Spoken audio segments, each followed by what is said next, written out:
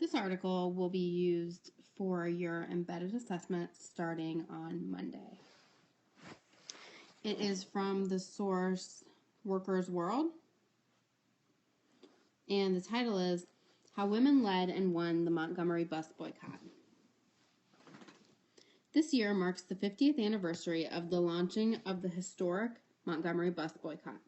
The following are excerpts from an article that appeared in Workers' World on February 16, 1995.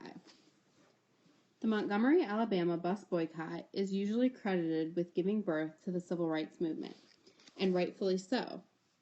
It came right on the heels of the historic 1954 Supreme Court ruling proclaiming that separate but equal schools were unconstitutional. The history books fail to record the boycott's root cause in more intricate detail. What were the conditions facing the 50,000 African Americans who rode these once segregated buses? What was the role of the organizations, especially those involving women, in this historic boycott that won an important political concession from the KKK-like White Citizens Council? For many years, African Americans were the victims of harassment, brutality, and degradation due to the segregationist policies of the Montgomery City Council. This was especially true of the buses. African Americans were forced to ride in the back, even when the white-only seats were empty. Black people accounted for 75% to 85% of the ridership. There were many incidents when black riders were arrested for disorderly conduct, when white bus drivers said that they had talked back or didn't have the correct change. Black people visiting from the north were arrested, harassed, and even shot dead for refusing to move to the back of the bus. In one case, police killed a man named Brooks because he did not put his money in the meter box. There were other cases when black women were beaten and even dragged from the doors by racist bus drivers. Women take action. The Women's Political Council, led by Robinson, received more than 30 complaints against the Montgomery City Lines Bus Company as far back as 1953. The WPC was founded in 1946 by a group of African American women college professors at Alabama State College, a predominantly black school. The group claimed a membership of 300 women. The WPC had frequently discussed the idea of calling a boycott, but people felt the timing was not right. That began to change beginning on March 2, 1955, when a 15-year-old black student named Claudette Colvin rode the bus. Claudette Colvin did not take a seat reserved for whites. She sat down 2 rows from the back of the bus. But on this particular day, the bus was so crowded that the bus driver asked her to give up her seat for a white person.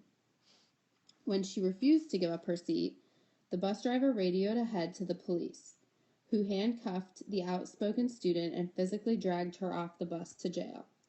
She was charged with misconduct, resisting arrest, and violating the city's segregationist laws. News of the arrest spread throughout the black community. The idea of initiating a boycott was reopened. The WPC had already drawn up a leaflet to announce the boycott. Only the time and the day had to be added.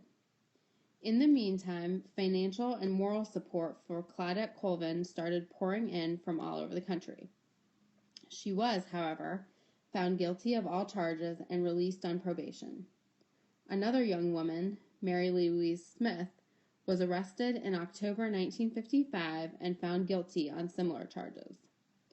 The straw that broke the camel's back for the black community came on December 1, 1955, when Rosa Parks was arrested on the same charges.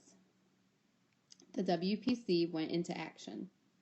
Its members reproduced 50,000 flyers that read, "The Women's Political Council will not wait for Mrs. Parks' consent to call for a boycott of the city buses.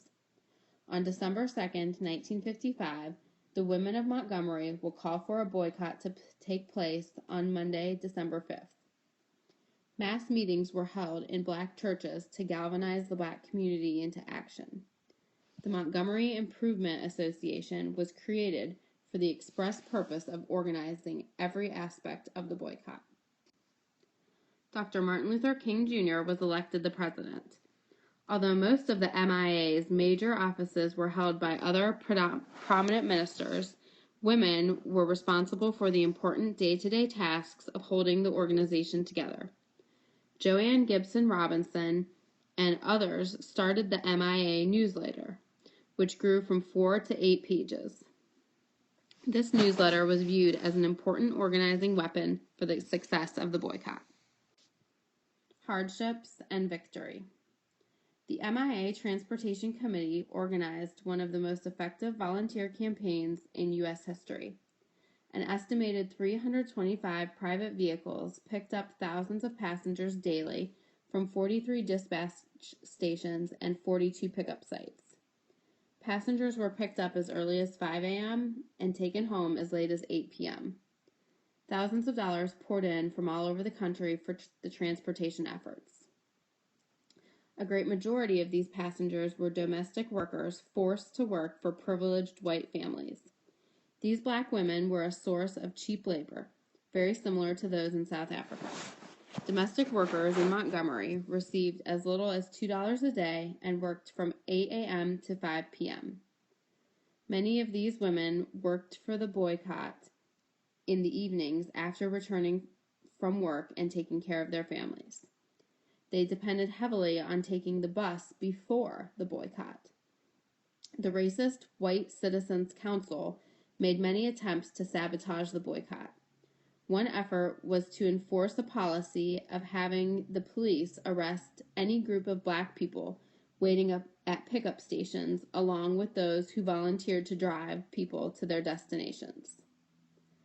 Another terrorist tactic was for racist whites to randomly telephone black people and threaten them.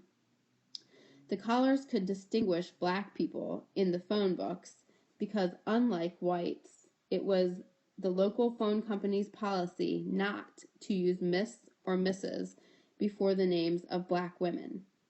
After negotiations between representatives of the black community and the WCC broke down, the MIA brought a lawsuit against the city of Montgomery, including the mayor, city commissioner, police chief, and other officials in order to integrate mass transportation. Up until January 1955, black people were not trying to abolish the segregationist policy, but to modify it in order to come up with a more satisfactory seating arrangement on the buses. They also wanted the city to hire black bus drivers. But when the WCC refused to meet their demands at the same time tried to undermine the boycott, the black community became angry and more determined to sweep away Jim Crow in the area of mass transit. On February 1st, 1956, a grand jury of 17 whites and 1 black declared the boycott illegal. 115 boycott leaders, including Robinson, were arrested. None of the white officials was arrested. On January 31st, Dr. King's home was firebombed. The arrests were appealed, and on June 5th, a 3-judge federal court ruled by a 2-to-1 vote to strike down the segregationist transportation laws in Montgomery. The WCC refused to abide by the ruling until December 20th. U.S. Marshals served the Supreme Court's orders on the WCC. After 13 months of tremendous organizing and self-sacrifice, the black community had won a historic victory that laid the basis for many years of civil rights struggles. In the spring of 1960, students at Alabama State College took part in the sit-ins at the Montgomery County Courthouse snack counter. Just a few extra hints for you for your embedded assessment. Don't forget that you are going to have to write 3 body paragraphs, and this is the body paragraph format. You will have access to this format on the embedded assessment. The body paragraph format includes 7 sentences. There's a topic sentence, there's 2 pieces of evidence, and after each piece of evidence, there's a commentary sentence, And then one of the most important things that you will have to remember in this case is that you will need to write a counterclaim. If you are having trouble with counterclaims, Mrs. Messner has a counterclaim video on her website under the video lessons section. And then finally, sentence 7 is a concluding sentence. This format only differs slightly from the other format that you've learned this year, which was the 8-sentence body paragraph. This is only 7 sentences because you only have 2 pieces of evidence, 2 commentaries, and the third piece of commentary and evidence has been replaced by the counterclaim. Also, please remember that you will be using your list of transition words and evidence starters. You have this in your binder. It's an orange sheet. It's got transition words, it's got commentary starters, and then finally it has, down at the bottom, a list of counterclaim starters. You will have 3 body paragraphs. That means you'll have to write a counterclaim in each.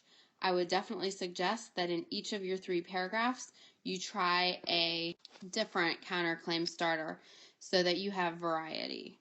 I would also suggest that you mix up your transition words so that they are also different, so that you're not always using the same ones every single time.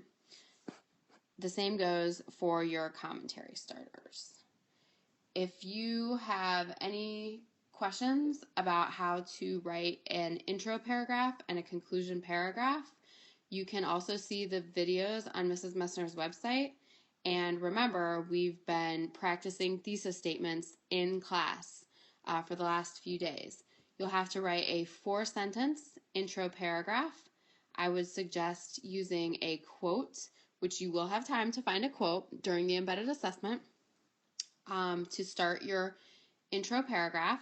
Remember, your intro paragraph ends with your thesis statement, and your thesis statement will have 3 points in it that you will come up with, and you'll get the prompt on Tuesday.